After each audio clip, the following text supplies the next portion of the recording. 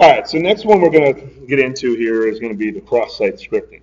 You may have seen that as XSS for cross-site scripting.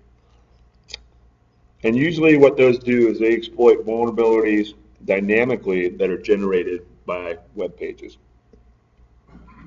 So it enables malicious attackers to inject client-side scripts into web pages viewed by other users. So in the same app here, what we're going to do is we're going to go over here to the home page. Okay? And what we want to do is we want to log into the site. So see over here, they got the login. I'm going to click on the login here. And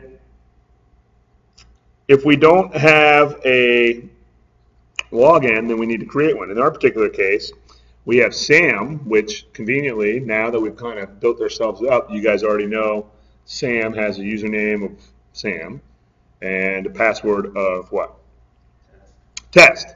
So we click it, we log in, and boom. Now you can see that it's toggled from the login to a log out. And now we need to find an input field where we can go and maybe test some cross-site scripting. Okay? So like a search box, or in our particular case, go over to this feedback right here.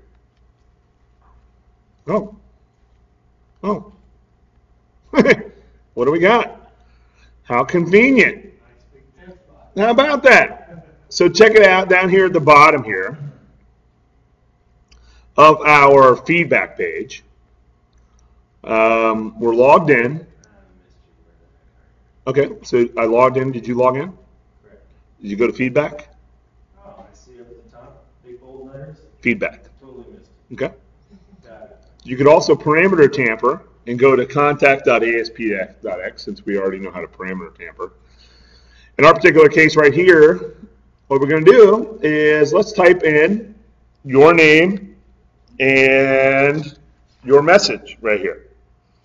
So most modern web applications are dynamic, and based off that first exercise that we did, what does that typically mean? It's data-driven, right? Database-driven.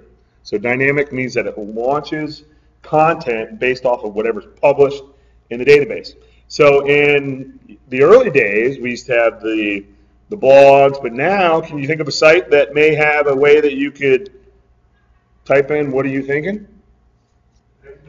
Something like Facebook, or Twitbox, or Spacebook, or whatever the new one is, Instagram, Snapchat, whatever social media we have that's got 500 million users on it. But in our particular case right here, and for your exam, anytime you see cross-site scripting, it's going to be using JavaScript. So in your browser right here, type in your name, and I'm going to do a big mini for my name right here, okay? And what I'll do is I'll say, hey, Jack, loved what was the name of the car that we looked for yesterday? Vega. It was hot action. And then inside here, what I'll do is I'll just say, hey, I'm going to leave Jack a little script, end script. So tag, script, end tag.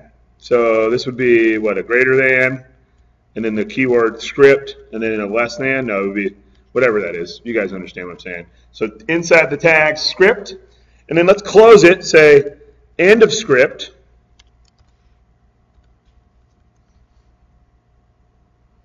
Okay? So script, tag, script, and then end of script. And then inside the tags here, inside these tags, what we're going to do is we're going to say alert. And then let's say you are hacked. And why don't we just say with cross-site scripting? You are hacked with cross-site scripting. So if I'm testing cross-site scripting vulnerability on here, I give it a legit value in this text area. I give it a legit value in the text box, but then I throw a little nastiness in here into the text area at the tail end, in the inside, in the beginning, to see if the malicious script can be added and then stored onto the server. Right? So whenever any member subsequently logs in, member, comes to this feedback page, what are we going to expect to see? All right, I was going to ask, is that going to pop up the text box on the page or on the server? So click it here, click submit. See what it does? Comes back with cross-site scripting. All right? I didn't get the pop-up. You didn't get the pop-up? Okay, you probably had the code wrong. Yep, we can help you here in a second. But what I would do is I would take a screenshot of this right here, record it. As a screenshot, I would say XSS, Vuln1, put that in my report, saying contact.aspx is vulnerable to a cross-site scripting attack. And boom, now I have my malicious script. Wow. You can see that you guys aren't the only one. So anybody who visits this page from now on, if you click refresh here, just do F5 and resend it, you are hacked. You are hacked. You are hacked. So now it manifests itself each time that the magic happens here, because the malicious link is now stored in the server. So what's interesting about this, what type of attack is this right here? Cross-site scripting. And what is going to be the key thing that you're going to see that will alert you on your test? Get it? The alert usually, but the script tag for JavaScript, thus cross-site scripting.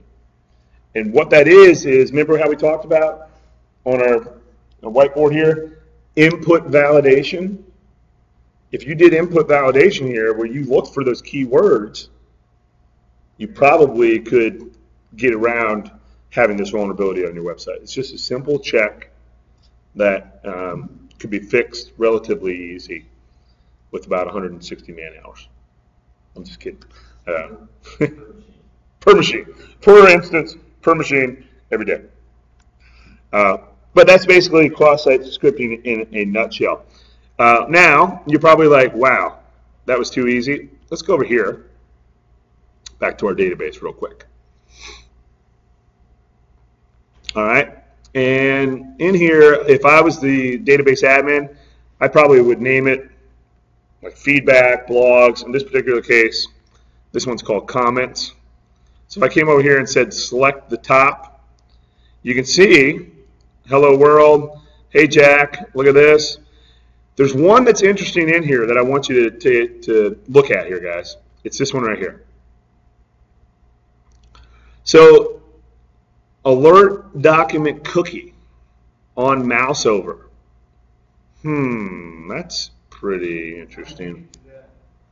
I just right-clicked on comments here and said select 1,000 rows. So what is this doing right here?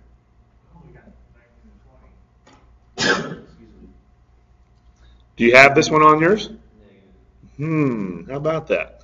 So what I want you to do is see if you can get, and look at this. Let me show you here what I did.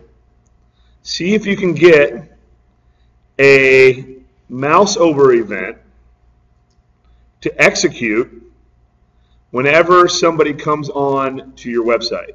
Okay? Let me just show you real quick what I'm talking about. So if I wanted to come in here, stand by, and let's just say that, hey, I saw the alert. Oh gosh, what am I going to do? Oh boy, oh gosh, what am I going to do? Hey, what do I need to do? I need to go in here. I'm going to delete those records. because it's infected. I'm going to leave the one record in here. If I come back to my page and hit refresh here, what I should see is this thing right here. Watch. See how when I mouse over it, it comes up? And look what the only option I can do here is. Click OK. How am I going to do that? How am I going to get that to execute? So let me just show you this. I'll leave this open for you. And see if you can figure out where do you need to type this exact, specifically this exact into your text, whether the text box, text area, to get that mouse over event to launch on your browser right there. We'll give you a couple minutes to do that.